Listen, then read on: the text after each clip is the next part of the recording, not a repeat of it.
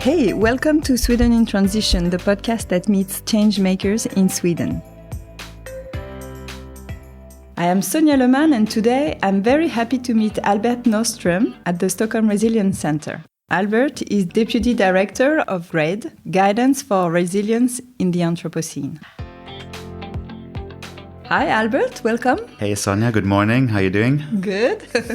First, can you introduce us to the Stockholm Resilience Center where we are today? It's an institute at the Stockholm University. It was started about 10 years ago by two very well-known profiles, scientists Carl Folke and Johan Rockström, who had the vision to start an institute which would become a world-leading place to tackle some of the biggest sustainability challenges. And it was funded by a Swedish funding agency called Mistra, with the mandate, with the aim and the mission to become a world-leading interdisciplinary research institute. And with that, I mean, it's a place where you have ecologists, economists, social scientists all working together to try and solve some of the big challenges of our world. The name is Stockholm Resilience Center. What does it mean, resilience? Resilience has become this buzzword, like sustainability. A lot of people use it. A lot of institutes use it. A lot of companies use it. The United Nations use it. The way we think about resilience at the Stockholm Resilience Center and in the networks connected to the Resilience Center is as resilience being the capacity of a system. And the system can be an ecosystem, it can be a social system, it can be an economic system. The capacity of that system to be able to bounce back under periods of stress and disturbance. So if you have a disturbance, for example, in an ecosystem, a fire in a forest, resilience would be the capacity of that forest to regenerate and be able to absorb the disturbance of the fire and then grow back to becoming a forest again.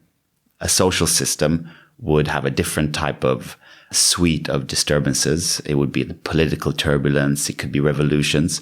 But the resilience of that system would be its capacity to be able to bounce back following some kind of disturbance. So in a nutshell, that's what resilience is. It's a capacity to be able to bounce back and to be able to transform and adapt to change as change happens. The Stockholm Resilience Center is known for the 9 planetary boundaries research or study. Can you talk us through that? Going back to the definition of resilience, it's its capacity to deal with pressures and disturbance. Within that idea is a notion of thresholds or boundaries. So a system can have a specific breaking point, if you wish. And until that point, it can absorb stress and disturbance. Once that threshold has been crossed, that capacity gets lost. With the planetary boundaries, it was an attempt to see if we could identify specific breakpoints or thresholds on a global scale. So a bunch of scientists got together from, oceanography, atmospheric sciences, ecology, economy, and tried to identify what are the critical boundaries of the Earth system. And given the knowledge we have today, those planetary boundaries that you talk about were identified. And they're kind of an insurance level, a safe operating space of the Earth system. So if we stay within those boundaries or that safe operating space, the Earth system will remain in its relatively stable condition that has allowed humanity to thrive over the past 10,000, 15,000 years. If we cross those boundaries, the risk increases of a lot of uncertain effects happening, and we might find ourselves in conditions that we've never seen before. Can you illustrate with boundaries that we have crossed? It's difficult to know exactly which ones we've crossed, but we have some really good indications. Land use change being one of those. So one of the boundaries is how much of the Earth's surface can actually be changed by human activities like building cities and building roads and growing food in big monoculture agriculture. We seem to have crossed that boundary. Again, we don't have many Earths to do experiments, so we base our knowledge of where we place that boundary on smaller scale experiments where we know if we change a forest by this much by growing agriculture, that forest loses its resilience. So we try and draw conclusions from those small scale experiments on a global scale. And given the knowledge we have now, we seem to have come to a position where we've changed too much of the Earth's surface, changing a lot of the critical processes that help maintain the Earth system in a stable condition, which is why a lot of scientists are not talking about the need to change agriculture practices or the need to stop deforestation. It's because we're getting beyond to an extent which is quite worrying, above that boundary level of how much land we can change on the Earth's surface. Another one is climate change. Climate change is another one. Setting that boundary it's also difficult. But where we seem to be now is at a strong consensus. The amount of emissions we have in the atmosphere are way above those which should make us feel assured that we can actually maintain the Earth system in a stable configuration. We've pumped out emissions at levels that we haven't seen for maybe 1 million years. We're seeing increased temperatures at rates which we haven't seen measured for a very, very long time. And all of this is extremely worrying. Often the climate agenda is taking the lead and we forget about biodiversity, but that's another boundary that has been crossed. Yeah, absolutely. We talk about these mass extinctions. They've happened in the past, linked to different geological events, carbon dioxide emissions as well in the past. One of them being this classical one of the dinosaurs getting wiped out, is that you basically have a reboot of diversity. Basically, you have a massive loss of current diversity, and then a kind of evolutionary reboot, which is a bit worrying given the debate that we have now of us actually being in the 6th mass extinction. But it is, it's measurable. We know these things. We actually know that we're having extinction rates today, which are 10 to 1,000 times higher than the background rates, right? The exact measures really vary. But even if we take a conservative measure, then the amount of species we've lost in the past 100 years should have taken 800 to 10,000 years to have been lost, given natural extinction rates. And these are under conservative measures of human-caused current extinction rates. So there is really no doubt that we are in a massive, big extinction. The question really is, how far can we go without seeing some serious consequences of this loss of diversity, and whether we can actually get our act together and do something about it? There is global policies, there's global processes out there that have been discussed, that have been molded over the past 10, 15 years, but there needs to be action linked to those documents and those processes as they get discussed in the global arena. So maybe that's a good transition to your role as a director of GRADE. Can you explain to us what is the GRADE and what do you do? And so GRADE was born a bit as an answer to this huge demand in resilience thinking and how to operationalize resilience. Like I talked about earlier, resilience it's a word that's becoming very common, both within the research arena, but also within political spheres and business spheres and NGO spheres. So there was a huge interest of, how do we take this idea of resilience, this capacity of systems to bounce back under uncertainty, and make it operational? What that means is, how can we take that knowledge and use it on the ground to change things on the ground? What was interesting with GRADE was that it identified the demand, but also made a strong input in trying to broaden the scope. I think a problem which happens quite often, especially in the development sphere and in the conservation sphere, is that you get focused very much on the local scale, which is important. But what we know now is that the Earth system is extremely complex. It's extremely connected. We often talk about this term, the Anthropocene, the epoch of humanity, in the sense of that now humans are the main driving force of what's happening all across the Earth. All the kind of Earth processes are then driven by human activities. So you have a high level of connectivity, just focusing on the local scale without considering all these broad scale dynamics, biophysical sometimes, the effect of climate, but also economically, the effects of trade, the effects of human migration on different places in the world, sometimes can lead to suboptimal projects on the ground. So GRADE was really trying to make resilience understandable and operational on the ground, while at the same time constantly lifting up the perspective to bring in these big global scale phenomena and drivers and their role into the local. So quite a complex project, but under 5 years, quite successful. when you try to resolve a problem here, you can create another problem there. Do you have an example? Some project you worked on? I have one example which is quite illustrative of these cross-scale connections, is how sometimes large-scale hydrological cycles are connected from seemingly extremely distant places on the Earth. So you have rain-fed agriculture in Eastern Africa, which depends on quite predictable and circular rainflows coming approximately the same time every season. Recent modeling work has shown that these hydrological cycles are really dependent on what happens over in India. So the rainfall falling in Eastern Africa depends on what's happening in India, where you have a lot of irrigation, so huge amounts of irrigated farmland, which causes a lot of evapotranspiration. So a lot of, things coming up in the atmosphere, causing all these clouds to form, flying over to Eastern Africa, and then raining down, which is an interesting connection. Now, what happens is, under the guise of sustainability on a local scale, there's been a lot of discourse now in India to actually minimize irrigation because it has a lot of bad effects. You suck up a lot of groundwater, you cause a lot of contamination. It's not such an effective way of farming, for example. But they have this insidious effect of changing agricultural practices in India, and the irrigation might then change hydrological flows and ultimately affect rain-fed agriculture in Eastern Africa. This is still unknown, but modeling work strongly suggests that this could be one of these big hidden risks that we have facing now in the Anthropocene with all these big connections. So it really opens up a whole new box of potential problems as you work to build sustainability in one place in the world. You have to start thinking and try to take into consideration what are the potential knockout effects that could happen in different places. So not just in the location you're trying to build sustainability in. What were your conclusions between India and Eastern Africa? What should they do? I think what's really required to do is communication and collaboration between different parts of the world.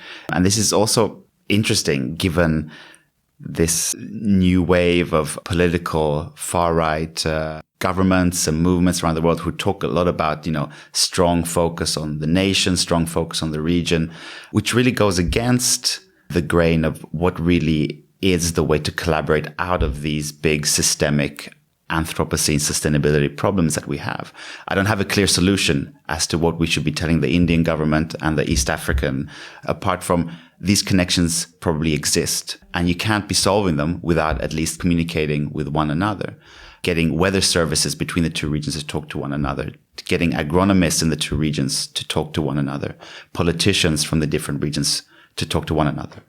And I think this is symptomatic. I think this is a strong signal and a strong example as to what kind of systems of collaboration we need to solve some of these big problems we've been talking about, like climate change and biodiversity. I really don't think the model of nations locking them down is going to help us solve these big problems because of these extreme interconnections all across the world. Even if you focus on your nation, at some point, you will have migrations to deal with, you will have... This is just reality. Reality is based on those interconnection you were mentioning. Absolutely. There is a consensus now and people agree, and it's quite obvious that climate is changing and people want to speak about the solution rather than the problem.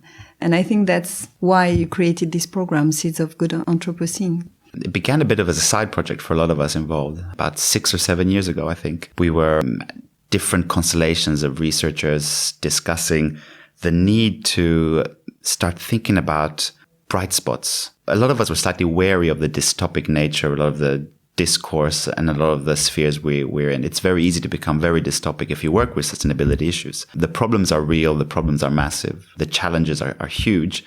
At the same time, in our different spheres of work, a lot of us were also seeing a lot of amazing things happening on the ground.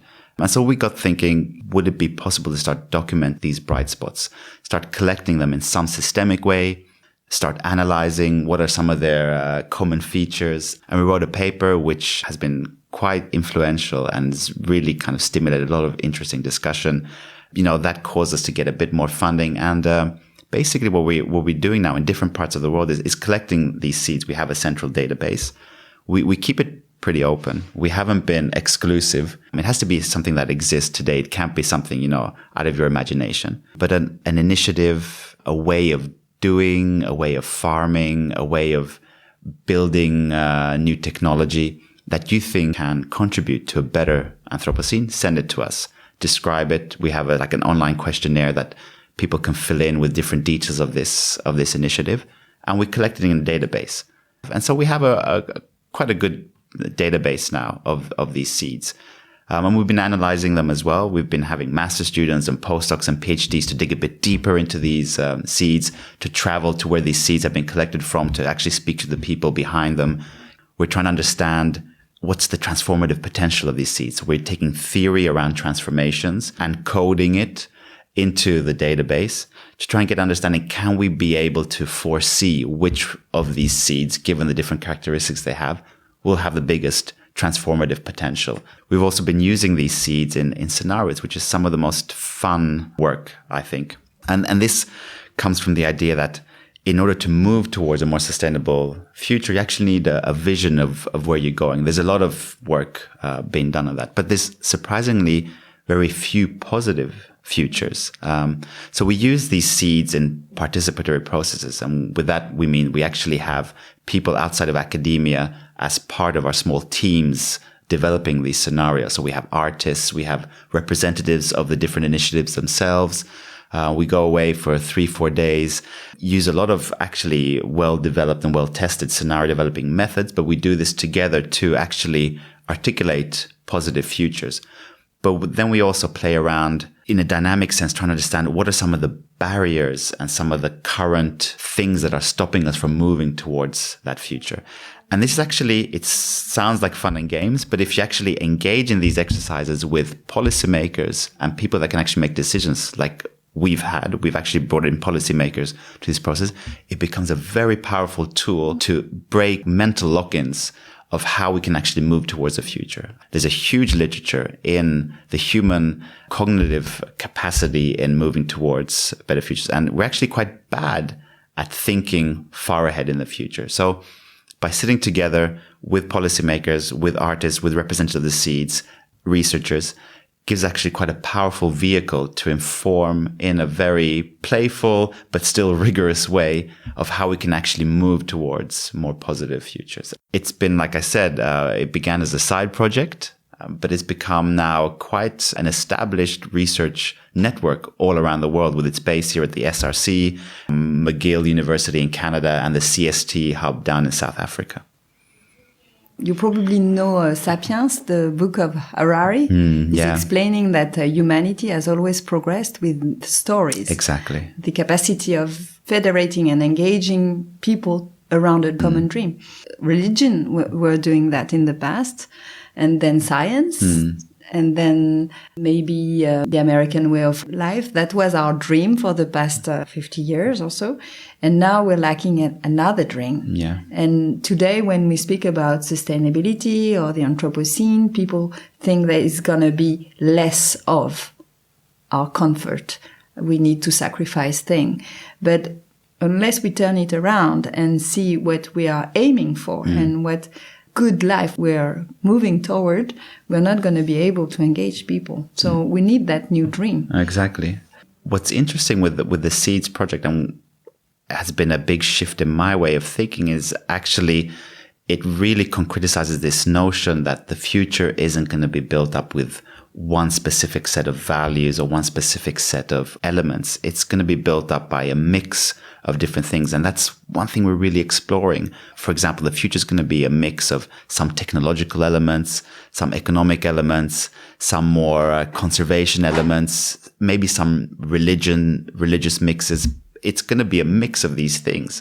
And we can't be absolutists in just saying, well, science has the dominant role in solving or setting up a pathway towards a better future. That's kind of been shown in the past as to be quite an unsuccessful way.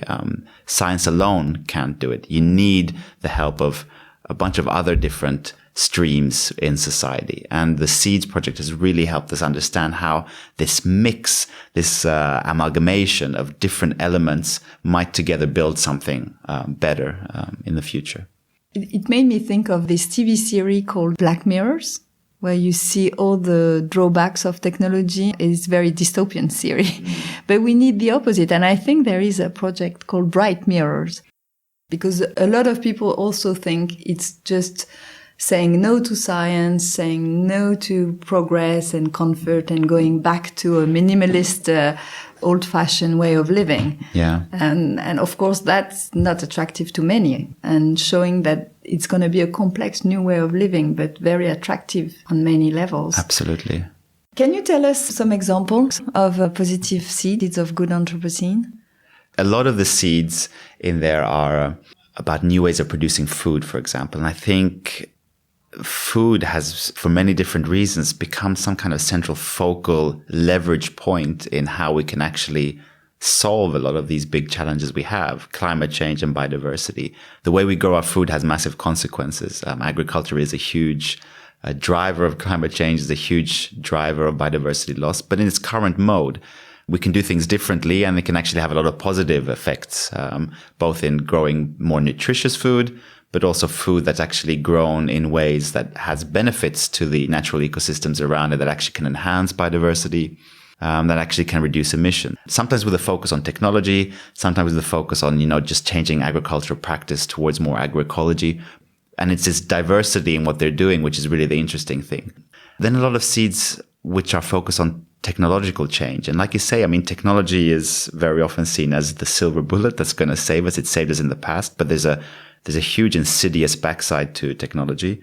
It can have massive positive effects, but without a strong anchoring in some kind of normative or vision of what it's going to be used for, I think it can be hugely destructive. And there's a lot of work showing that blind use of technology just leads to new, more complex problems just further down the line that we don't know about.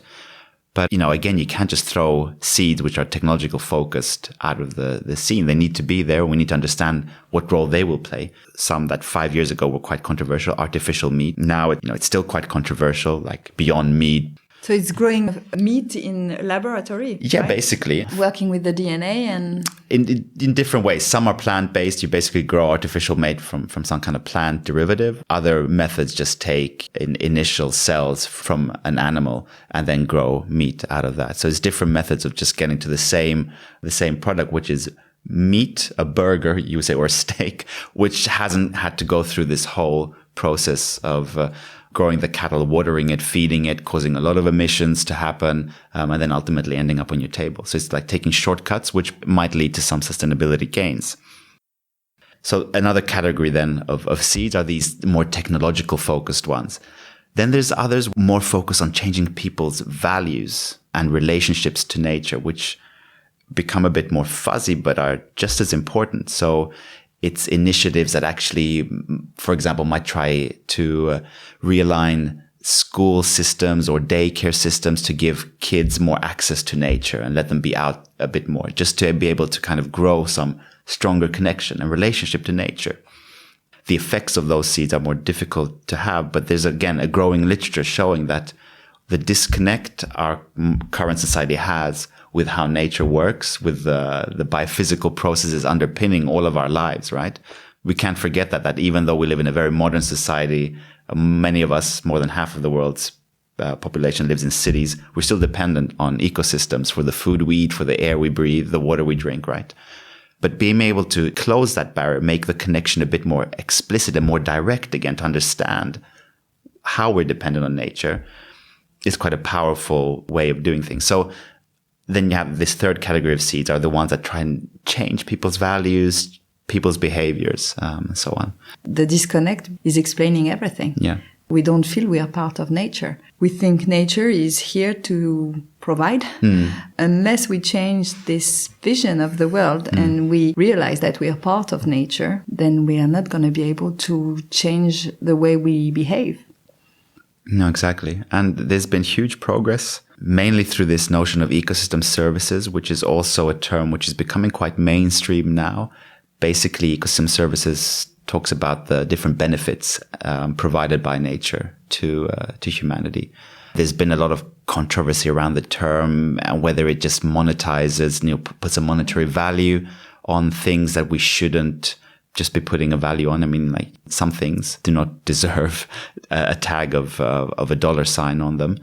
But it's more complex. I think the notion of ecosystem services captures multiple values and is doing that slowly but surely. And now you have entities like IPBES, which is just like the IPCC around climate change. The IPBES is an intergovernmental panel around biodiversity and ecosystem services. So now that exists. It's gathering momentum. It's trying to connect to explicit policy processes in order to actually lift up this dependence on humanity on ecosystems and ecosystem services on an explicit level, on a global scale as well. So things are happening, but again, maybe too slow than what many of us would like to. But definitely this reconnecting people to the biosphere, that's a mantra that Carl Folke, one of the founders of the Resilience Center, is constantly going on about. His point is that we can devise technologies, we can get a better understanding on the science domain, but none of that will really have an effect unless we really tackle the big challenge of reconnecting society to the biosphere again. Another good example, which is on a completely different level, is a new initiative called the CBOS Initiative, which is an attempt where researchers have identified the most powerful fishing companies in the world, the fishing companies that have the biggest effect on the world's oceans, basically, in the sense of catching a lot of fish and really distorting food webs in the oceanic realm. And instead of just painting them up as the bad guys that we shouldn't be working with, that we just be naming and shaming, they've actually reached out and said, well, how about we try and build something together? We as the scientists giving you the rigorous knowledge behind it, but you as the fishing companies being the ones that can actually enact change. And it's been an extremely interesting journey that's been happening for the past 4 years now. These big fishing companies now actually taking it seriously in many ways, actually understanding their role within the biosphere, realizing that we have a huge effect that we've kind of known about before, but it's never been explicitly articulated the way these researchers have done it for us. So now we understand our role in the biosphere.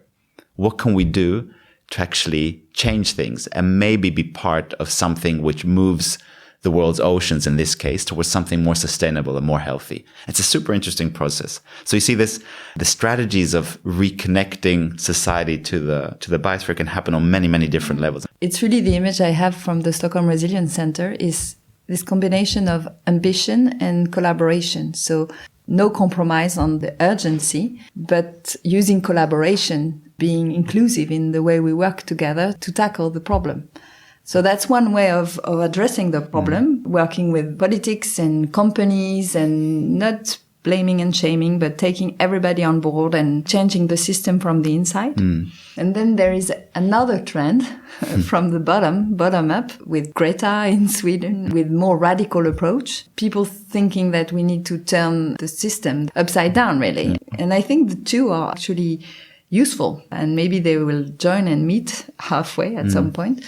What do you think more of the revolutionary trend happening at the moment? That's a difficult one. I mean, revolution is a term which shouldn't be thrown around lightly. I mean, we know from the past that revolutions can have some extremely powerful effects, but they can also be quite disruptive and destructive.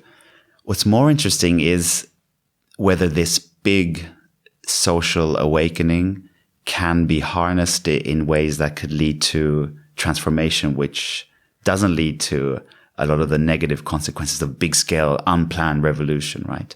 Big research institutes are talking about this as being the potential of a social tipping point. Finally, knowledge action is moving away from the fringes towards the mainstream. We should find optimism in these times when we are often focused about the inaction of politicians and the slowness of processes such as the climate COPs. I more like to focus at these changes happening on the social side, connected to a lot of progress happening also in how business and the private sector talk about the need for transformation and the need for transition as being signs that we're actually in some kind of transformative space, changes happening.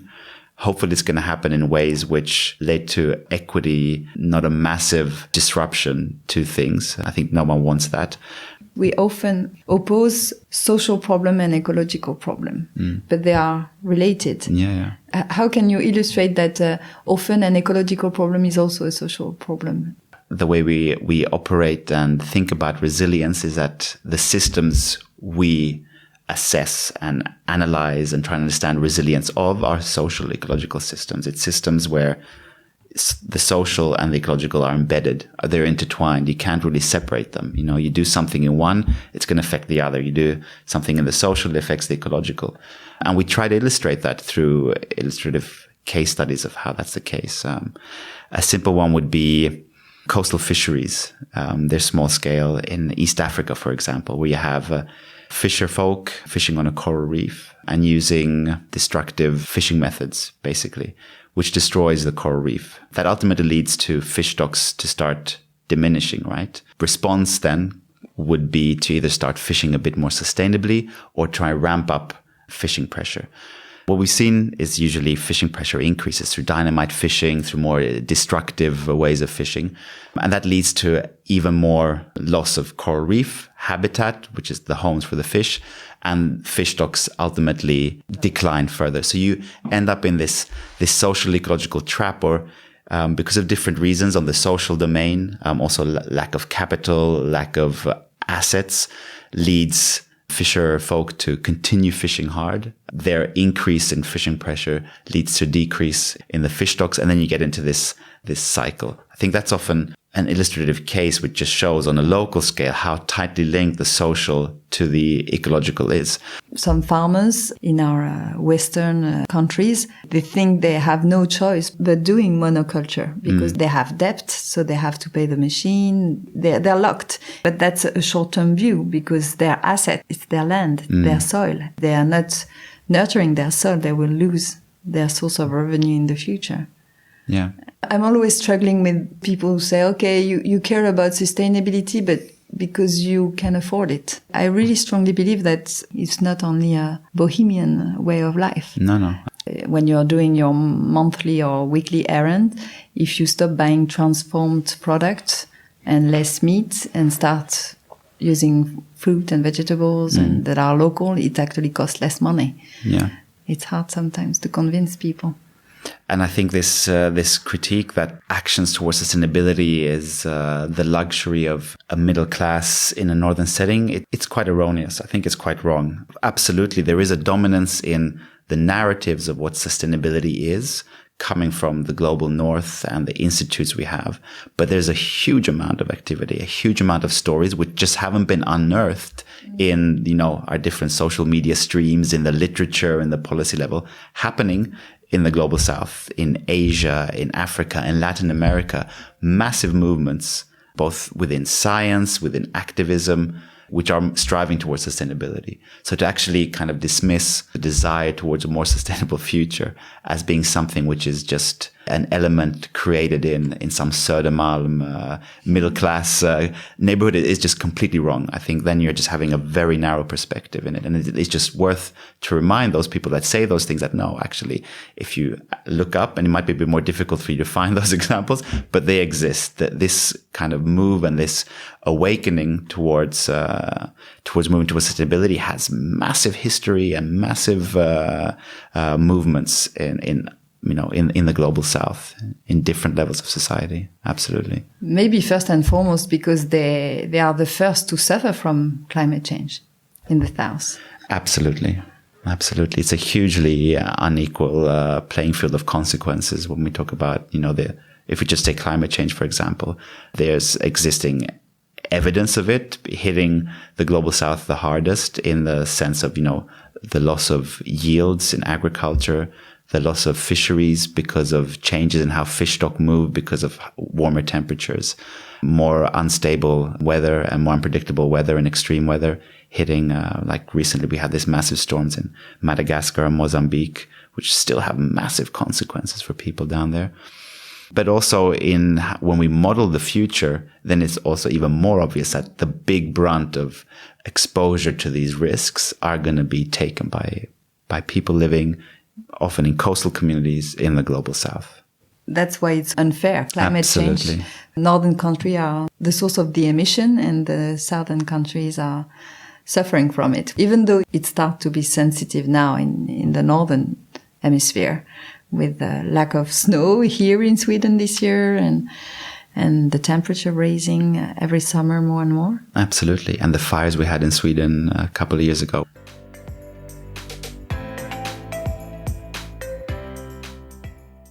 Greta is now the international personality on climate.